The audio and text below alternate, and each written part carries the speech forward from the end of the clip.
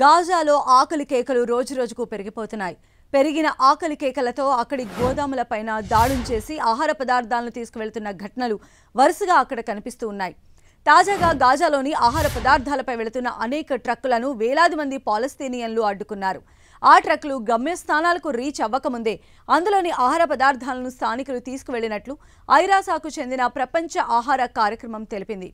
గాజాలోకి ఇప్పటివరకు ఆహార పదార్థాలతో కూడిన 77 ట్రక్కులను WFP తీసుకొచ్చింది.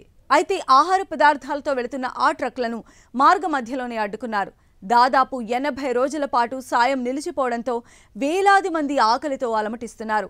దీంతో ఆ వాహనాలను ముందుకు వెళ్లనీయకుండా స్థానికులు వాటిని అడ్డుకున్నట్లు WFP స్పష్టం చేసింది. కొన్ని రోజులుగా ఈ సాయాన్ని పంపించేందుకు ఇజ్రాయెల్ అనుమతించినప్పటికీ తగినంత ఆహారం ఇంకా అందుబాటులోకి లేదని WFP అభిప్రాయపడింది. అక్కడ ఆకలి భయం ఎక్కువగా ఉందని, వారి ఆందోళనలను తగ్గించాలంటే మరింత సాయాన్ని అందించాల్సిన అవసరం ఉందని పేర్కొంది. అయితే ఈ ప్రక్రియ సజావుగా సాగాలంటే వేగంగా అనుమతులు ఇవ్వడంతో పాటు వీటిని తరలించే కాన్వాయ్ కూడా సురక్షితంగా వెళ్లే పరిస్థితులు ఉండాలని తెలిపింది. మరోవైపు గాజాలోని పాలస్తీనియన్లకు మానవతా సాయం తరలింపునకు ఇజ్రాయెల్ పరిమితంగానే అనుమతిస్తోంది. దీంతో ఇటీవల 121 ట్రక్కుల్లో ఆహార పదార్థాలు గాజాలోకి ప్రవేశించాయి. అయితే తీవ్ర ఆకలి సంక్షోభం ఎదుర్కొంటున్న గాజావాసులకు ఇవి అంతగా సరిపోవడం లేదు. దీంతో ఆహార పదార్థాల గోదాములపైన దాడులు చేసి గోధుమ పిండి, ఇతర ఆహార పదార్థాలు ఉన్న పెట్టెలను లూటీ చేసినట్లు తెలుస్తోంది.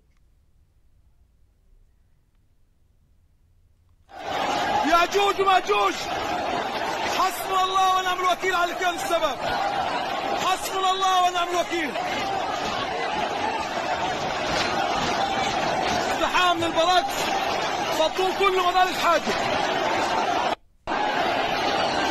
ياجوج وماجوج ياجوج وماجوج ماتوا من الجوع